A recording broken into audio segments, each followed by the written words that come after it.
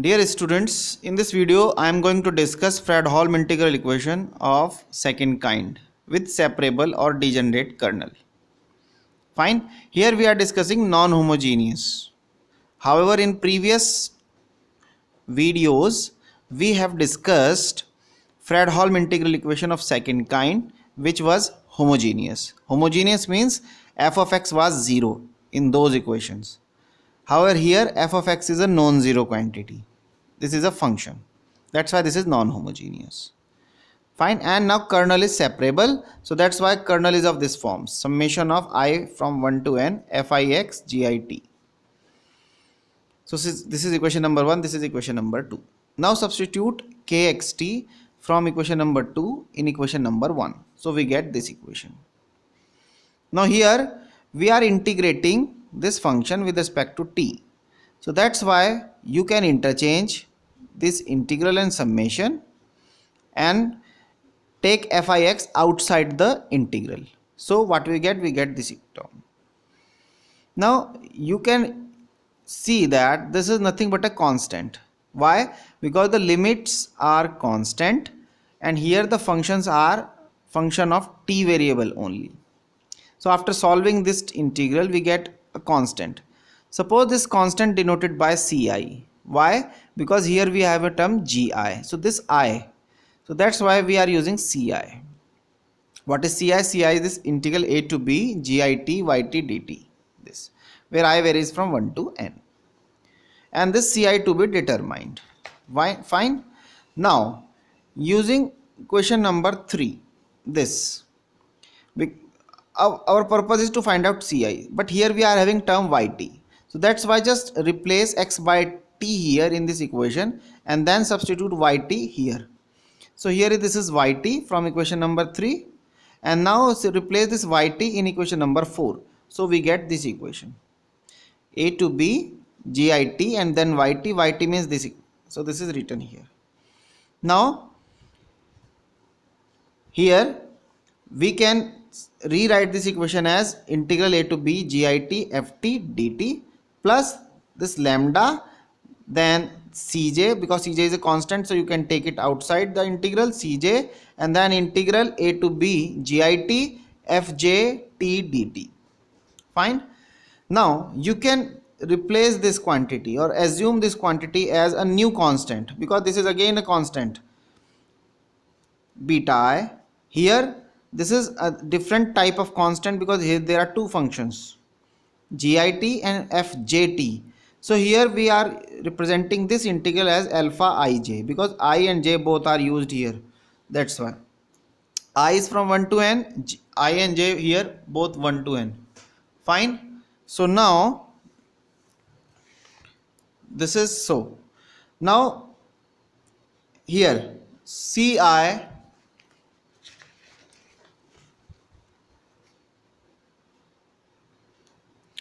the ci is equals to beta I. This is replaced by beta I. So beta I plus lambda and this is replaced by alpha ij. So cj alpha ij. Now we can take this summation quantity in the left hand side. So ci minus lambda summation j from 1 to n cj alpha ij equal to beta I is from 1 to n. This is equation number 7. Fine. Now put I is equal to 1 here. So we get this equation c1 minus lambda this summation cj alpha 1j equal to beta 1. Expand this so we get this. Now here is c1, here is c1. So when you adjust these two, so we are taken say 1 minus lambda alpha 1 1 c1 minus lambda alpha 1 2 c2 and so on. This is equal to beta 1. This is 8th one. Equation number 8th one. Similarly put I is equal to 2, 3 and n. We get this equation and this equation. This is 8 2 and this is 8n. Nth equation. Fine. And they are constitute basically a system of equations denoted by equation number 8. Fine. Now this is basically a system of equation with a known quantity c1, c2, cn and rest of the things are basically known quantities. However, lambda is basically a parameter. Lambda is a parameter. Fine. So now, and parameter and generally known as eigenvalue. Fine. So now the determinant of system of 8, that means this is this determinant. Coefficient of C1 in first equation, then coefficient of C2 in first equation, coefficient of Cn in first equation here. This is first equation coefficient. Similarly, this is from the second equation and this is from the last equation. This is the determinant. Now, here mainly three cases arises.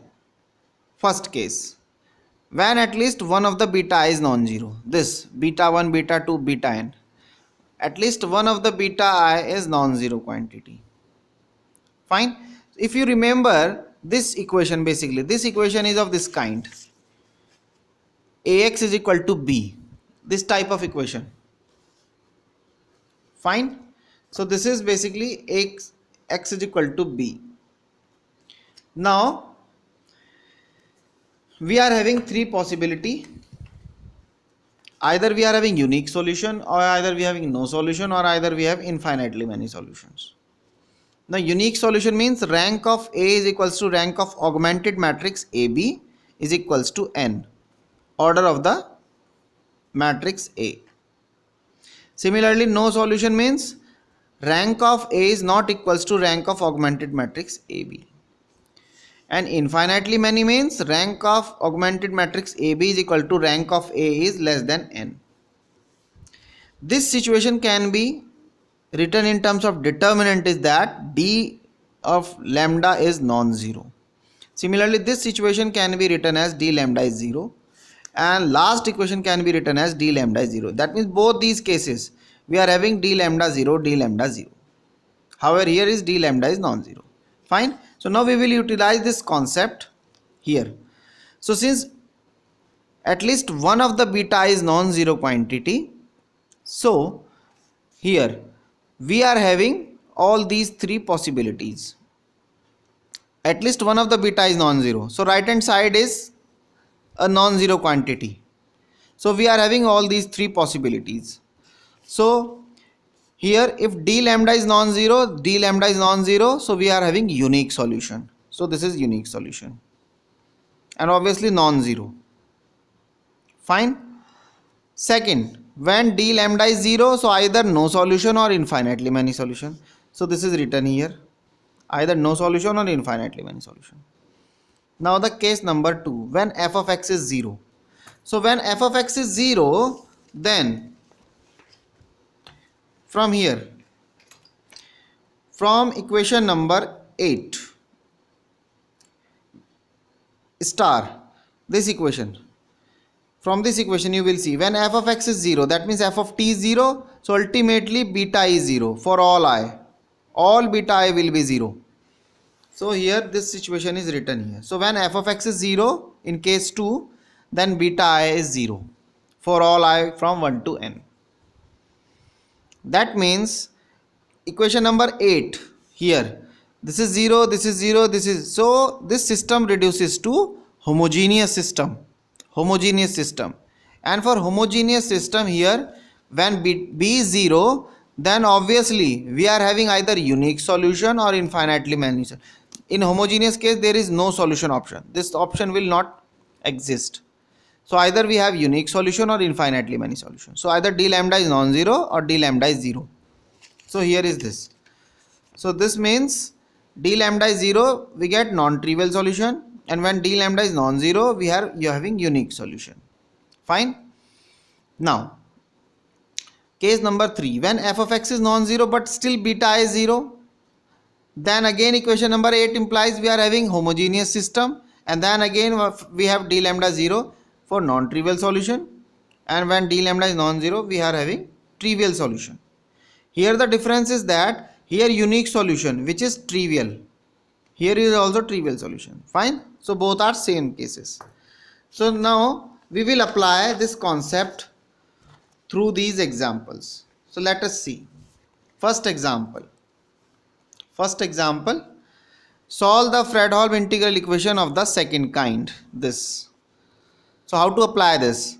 So just separate this. So first separate this in two integrals, and then in first integral take x outside, in the second integral take x square outside. So we are having this. Now here this is basically a constant term, suppose denoted by c1. This is again a constant term denoted by c2. So when you are replacing this as c1 and c2, so you will get this equation number 4. So now replace x by t here, so yt is this. So now what is c1? C1 is 0 to 1 t square yt dt. But what is yt? Yt is this. So just replace this quantity here and then solve, simplify. So ultimately you will get this. After simplification and substituting the limits, we get this equation. Now adjust c1 and c1. So we will get this equation. Finally, this is equation number 5. So now you in the right hand side you can see that a non-zero quantity. So this is a non-homogeneous equation. Now take C2. C2 is this. Again replace yt from here. So we get this. Simplify the calculation. We get finally this equation. So now we are having equation number 5 and equation number 6. Both are non-zero here in the right hand side. So that's why this is constitute a non-homogeneous system of equations.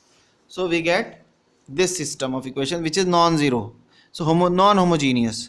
So now solve this equation, we get c1 is equal to this in terms of lambda, c2 is this in terms of lambda. Now substitute these c1 and c2 in equation number 4. So this will give you this, and this is the required solution. Fine. Now next example, show that the integral equation this possesses no solution for f of x equal to x. That means for f of x equal to x there is no solution, but that it possesses infinitely many solutions when f of x is 1. When f of x is 1, then infinitely many solution. When f of x is x, there is no solution. Fine. So now first is this. So here is this equation. First we will separate the integrals into two parts. One is this, another one is this, and take in first integral take sin x outside. So we are getting this integral only, and from the second integral take cos x outside. So this is, so we are having this. And now denote this integral as c1 and denote this integral as c2. So we are having yx equal to this, and c1 is denoted by this integral and c2 is this integral.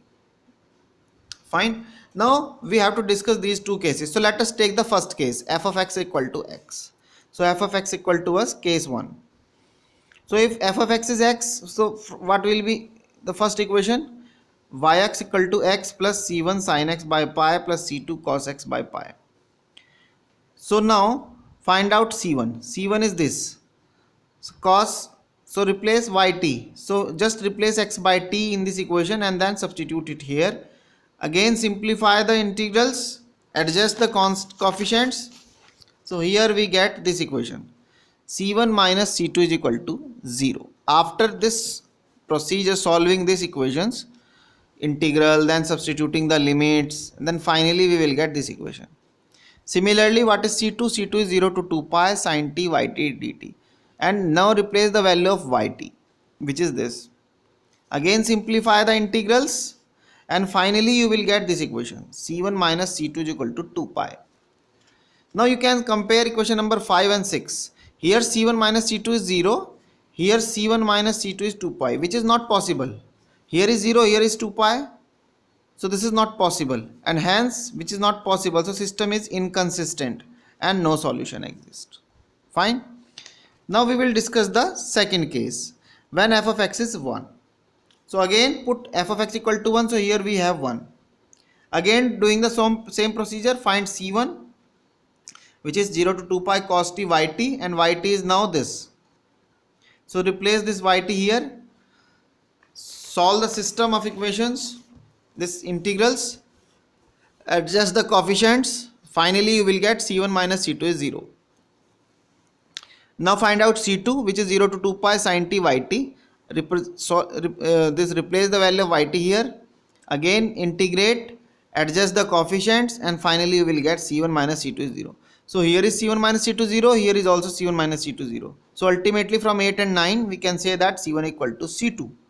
So what is the solution? Yx equal to 1 plus here C1 and C2 both are same, so that's why you can take replace C2 by C1 here and then take C1 by pi common, so we get this C1 by pi sin x plus cos x.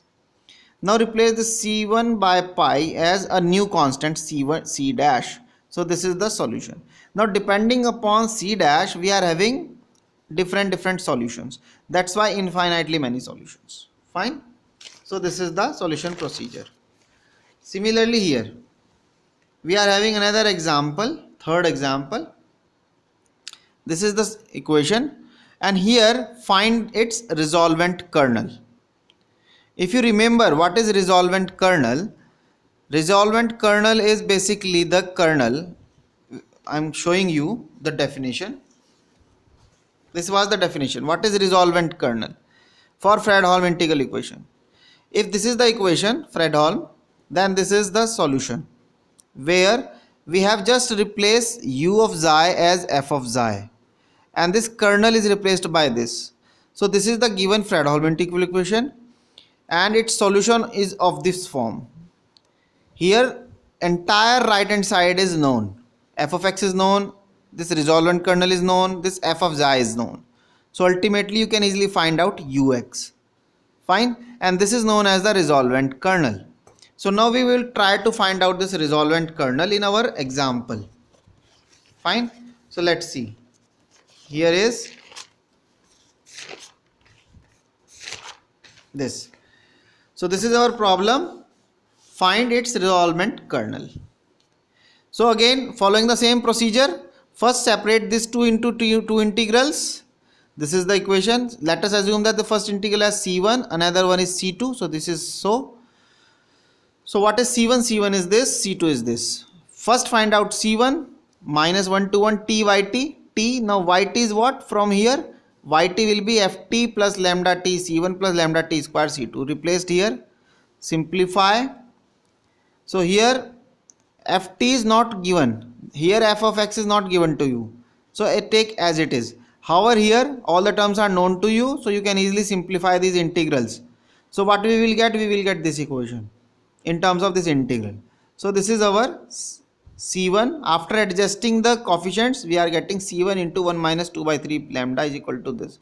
Now divide by this quantity. So C1 is 3 by 3 minus 2 pi minus 1 to 1 t ft dt, because ft is not given here. Fine. So in terms of ft this is the solution. Similarly C2 is from here minus 1 to 1 t square yt. T square yt is this. Again simplify. So finally we will get C2 is equal to 5 by 5 minus 2 pi minus 1 to 1 t square ft dt. So this is the calculation process and you can see, you can understood yourself. Fine. So now we are having C1 and C2. Substitute these values in equation number 1. So what we will get? We will get this.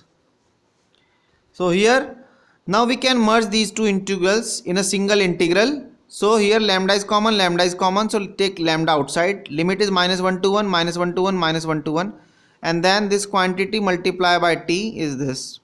Similarly this quantity is multiplied by t square ft and take ft common. So now here you will see that we are having solution yx fx plus this lambda minus 1 to 1, and this is basically the resolvent kernel f of t dt. Fine. So here we are ft, यहाँ yt नहीं है, ft है यहाँ. Fine. So this is the resolvent kernel. This is the kernel and this is the resolvent kernel. यही निकलना था. Fine. So this is the video. In the next video we will start the successive approximation method. Thank you.